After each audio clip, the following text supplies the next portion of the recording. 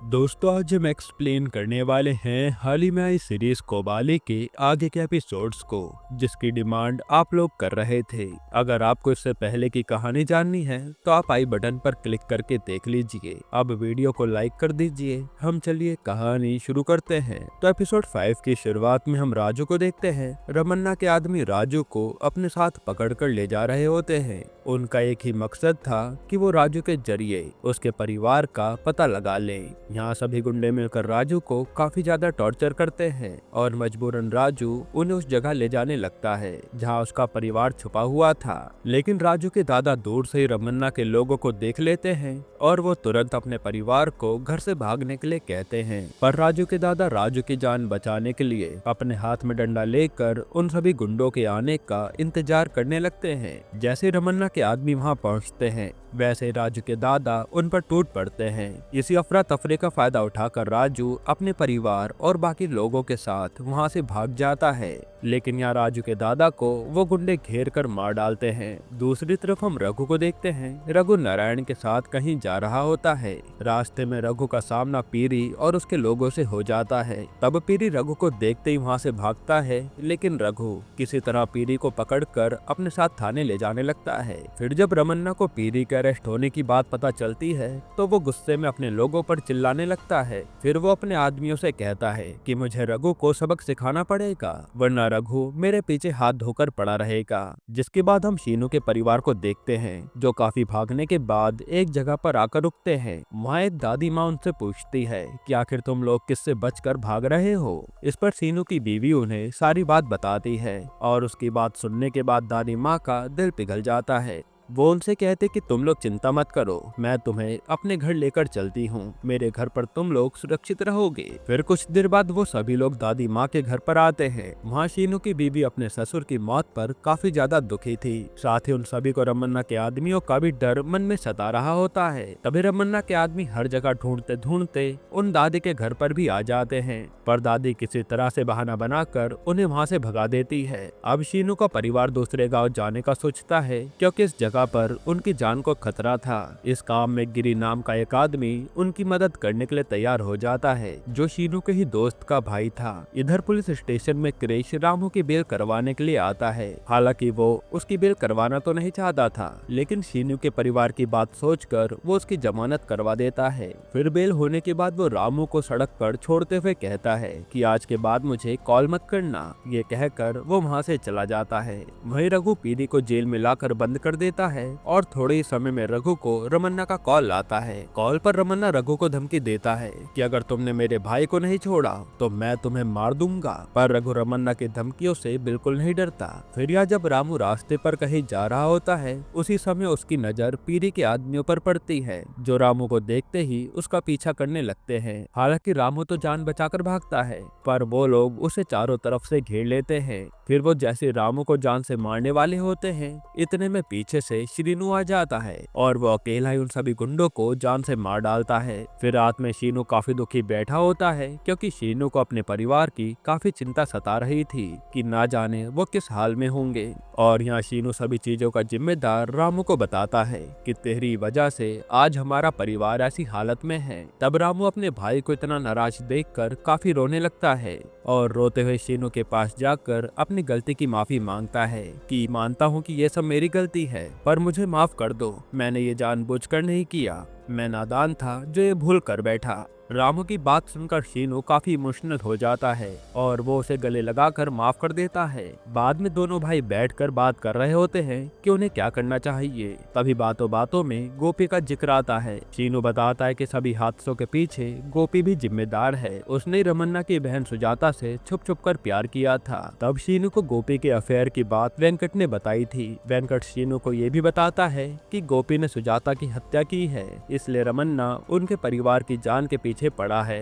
यहाँ रामू भी ये बात सुनकर हैरान हो जाता है, लेकिन रामू को अभी भी शीनू की बातों पर यकीन नहीं हो रहा था। तभी शीनू के फोन पर गोपी का कॉल आता है और यहाँ हम देख पाते हैं कि गोपी यहाँ काफी घायल अवस्था में पड़ा है। गोपी शीनू से कहता है कि ये सब मेरी वजह से हुआ है, पर आगे किसी की जान नहीं जाएगी, तुम सब अपना अच्छे से ख्याल रखना। इतना कहकर गोपी फोन काट देता है। ये देखकर शीनू घबरा जाता है कि गोपी के साथ क्या होने वाला है। यहीं पर एपिसोड 5 खत्म होता है।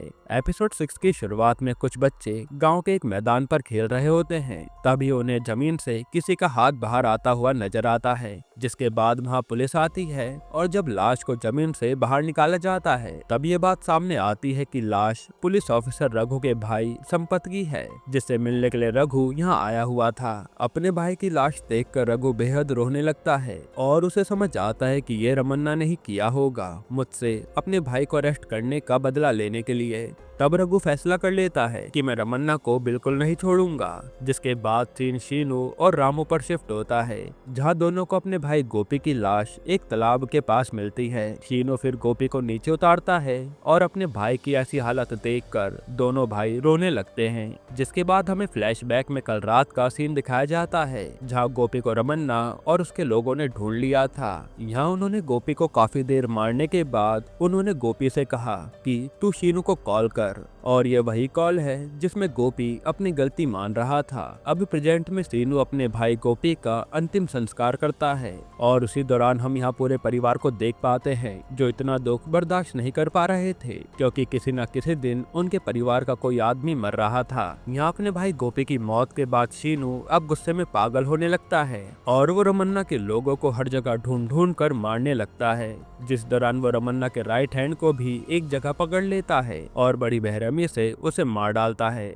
इसी तरह वो काफी सारे रमन्ना के लोगों को ऐसे जान से मार रहा था और धीरे धीरे रमन्ना की गैंग अब छोटी होने लगती है, जहां अब गैंग में जो सबसे खतरनाक गैंगस्टर थे वो बस 3 लोग ही बचे होते हैं। और इससे भी भयानक बात यह है कि रमन्ना और उसके लोगों को पता नहीं है कि शीनू कहाँ छुपकर बैठा है। अब उसी रात गाँव के एक सुनसान जगह पर प्रोग्राम हो रहा होता है, जहाँ पर सभी लफंगे इंजॉय करने आते थे।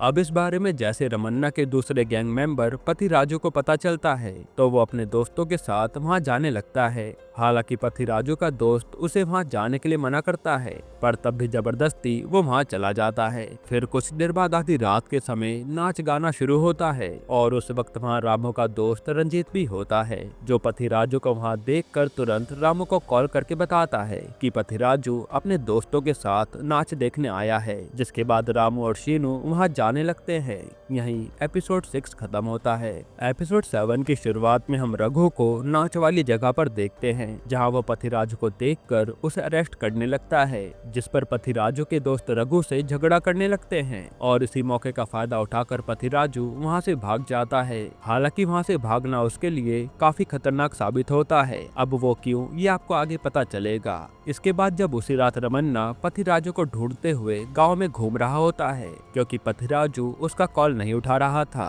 तभी रमन्ना को पथिराजू की लाश बिल्कुल उसी तरह लटकी हुई मिलती है जैसे कि रमन्ना ने गोपी को मारा था। फिर हमें पता चलता है कि रघु से बचकर भागने के बाद पथिराजू को शीनू ने रास्ते में पकड़ लिया था और फिर उसने उसे बिल्कुल उसी तरह से मारा जिस तरह से उसके भाई गोपी को मारा गया था। अब अपने आदमियों की लगातार हो रही मौत को देखकर रमन्ना भी गुस्से में पागल होने लगता है और वह अपने सभी बचे हुए आदमियों से शीनू और उसके परिवार का पता लगाने को कहता है। वहीं यहाँ शीनू का परिवार दूसरे गांव में जा रहा होता है, जिसमें गिरी उनकी मदद कर रहा था, पर उसी वक्त वहाँ रमन्ना के लोग भी आ जाते हैं जो इन पर हमला कर देते हैं। यहाँ गिरी पकड़ा जाता है, पर बाकी जन वहाँ से बचकर भाग जाते हैं और इसी दौरान गिरी उन लोगों को बचाने के लिए अपनी जान गंवा देता है। इसके बाद जैसे ये बात शीनू को पता चलती है, वो काफी दुखी हो जाता है। फिर उसी रात नारायण रघु के पास आता है और बड़ी हैरानी से पूछता है कि सर, आपने जॉब से रिजाइन करने का फैसला किया है, पर ऐसा क्यों? जिस पर रघु बहुत ही निराश होते हुए कहता है कि मैं क्या करूं?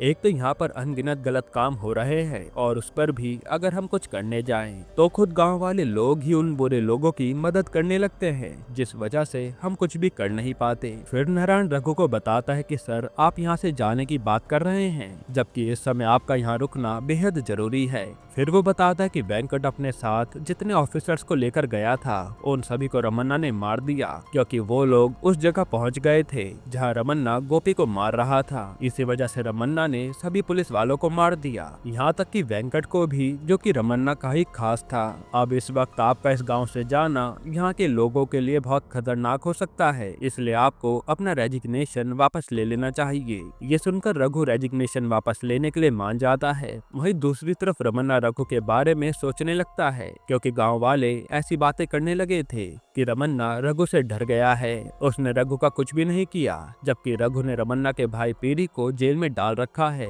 इससे हम समझ पाते कि शायद रमन्ना का अगला शिकार रघु हो सकता है। फिर अगले सीन में हम रघु को रमन्ना के घर पर देखते हैं, जहाँ उसे पुलिस वाले की लाश मिलती है, जिसे कुछ रातों पहले रमन्ना के लोगों ने मारा था। उसी दौरान रघु पर पीछे से रमन्ना का एक आदमी हमला कर देता है, जिससे रघु के सर पर चोट आती है, पर किसी तरह वो खुद को संभालते हुए एक चाकू लेकर उस आदमी को बुरी तरह से मार डालता है। तभी वहाँ रमन्ना भी आ जाता है और फिर रमन्ना और रघु के बीच में लड़ाई होने लगती है, जहाँ घायल होने की वजह से रघु बहुत कमजोर पड़ गया था। इस वजह से रघु रमन्ना से लड़ नहीं पाता और रमन्ना रघु को खूब मारता है। फिर वो एक कुल्हाड़ी से रघु का गला उड़ा देता है। यहीं पर एपिसोड 7 खत्म होता है। एपिसोड 8 की शुरुआत में रमन्ना पुलिस स्टेशन आता है, जहां उसके हाथ में एक बोरी होती है, जिसमें शायद रमन्ना ने कुछ रखा हुआ था। रमन्ना फिर सभी पुलिस वालों को वहां मारता है, जिसके बाद वो अपने भाई पीरी और अपने बाकी सभी साथियों को भी जेल से आजाद कर देता है। लेकिन तभी वहाँ नारायण आ जाता है, जिसे देख रमन्ना रुक जाता है और कहता है कि मैं तेरे लिए कुछ लाया हूँ। जिसके बाद रमन्ना उस बोरी को खोलकर नारायण के आगे रख देता है और यहाँ उस बोरी में रघु का सर मिलता है।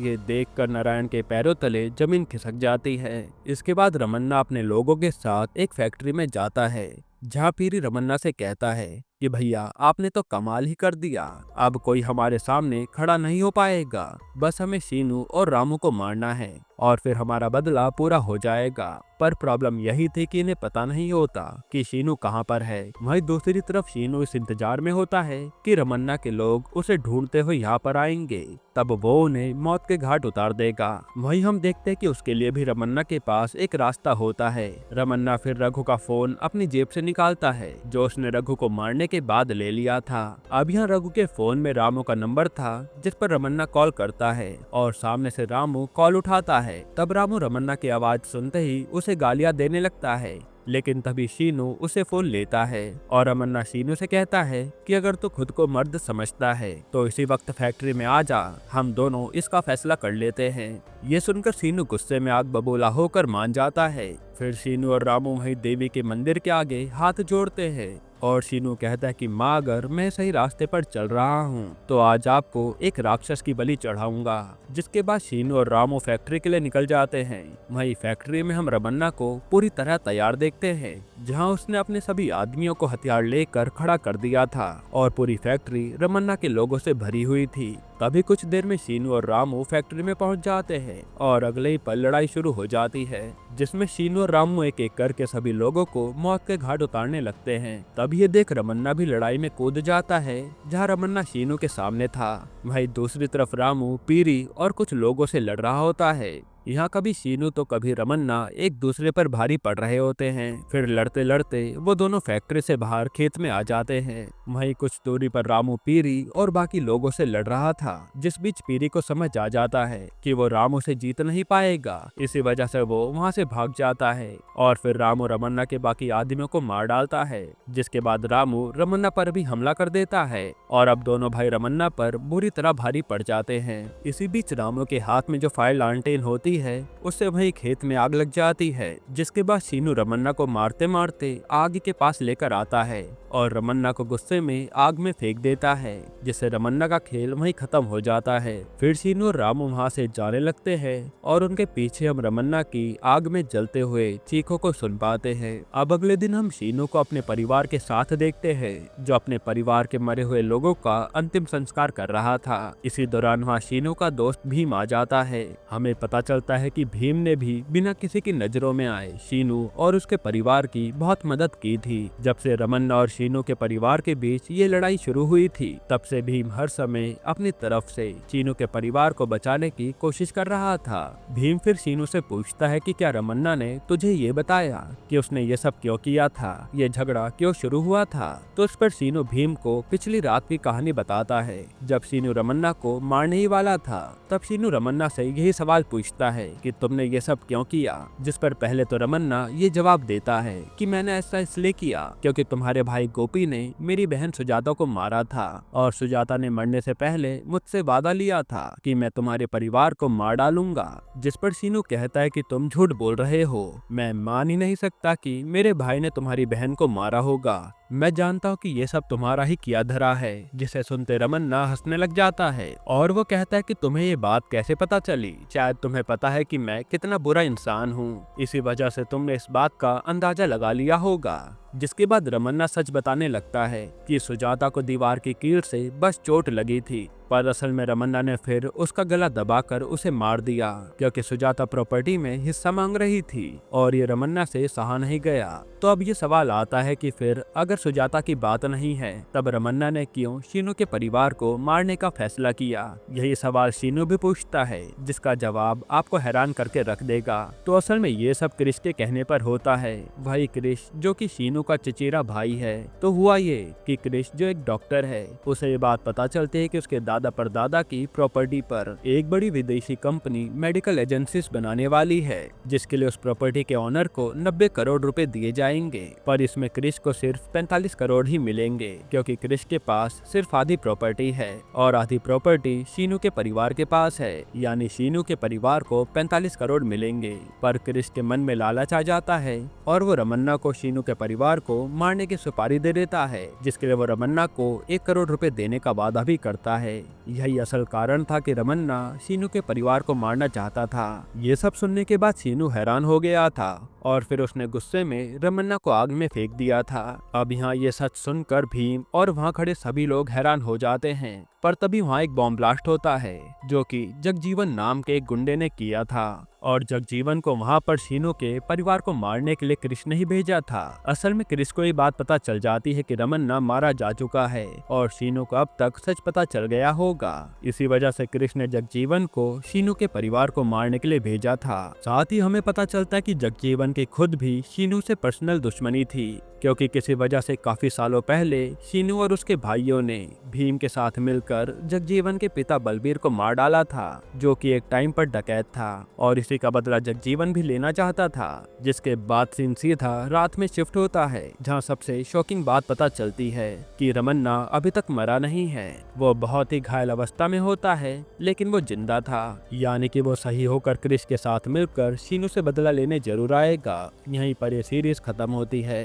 दोस्तों, आपको ये सीरीज कैसी लगी हमें कमेंट में जरूर बताइएगा और इसके अलावा आप कौन सी मूवी का एक्सप्लेनेशन चाहते हैं वो भी कमेंट कीजिएगा। दोस्तों, आपको ये मूवी कैसी लगी हमें कमेंट में जरूर बताइएगा और इसके अलावा हमारी एक वेब सीरीज पावर ऑफ 5 अधूरी रह गई थी। अगर आप चाहते हैं कि हम उसके आगे के एपिसोड्स एक्सप्लेन कर दें तो आप हमें कमेंट में जरूर बताइएगा। बाकी अगर आपको हाल ही में ये कमाल की वेब सीरीज देखनी है तो आप ये वीडियो देख लीजिए।